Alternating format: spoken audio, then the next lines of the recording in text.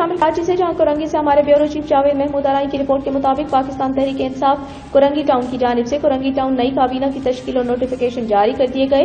بروز جمعرات 2 مارچ 2023 پاکستان تحریک انصاف کرنگی ٹاؤن کی نئی کابینہ کی تشکیل 9 کے بعد نوٹیفیکیشن بھی جاری کر دیا گیا۔ تمام اراکین کو مبارکباد دی گئی اور ساتھ ہی کراچی ریجن کے صدر MN آفتاب صدیقی، MP ارسلان تاج، MP خرم شہر زمان، جوائنٹ سیکرٹری چودھری اویس کے ساتھ انصاف ہاؤس میں کرنگی ٹاؤن نئی کابینہ کے تمام ممبران کے ساتھ میٹنگ منعقد کی گئی۔ UC وارڈز اور بلاک کی سطح پر تنظیم سازی اور خصوصاً آنے والے جنرل الیکشن کے حوالے سے تفصیلی بات چیت کی گئی۔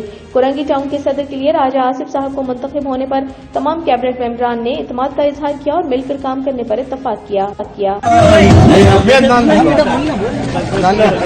بہت شکریہ صاحب۔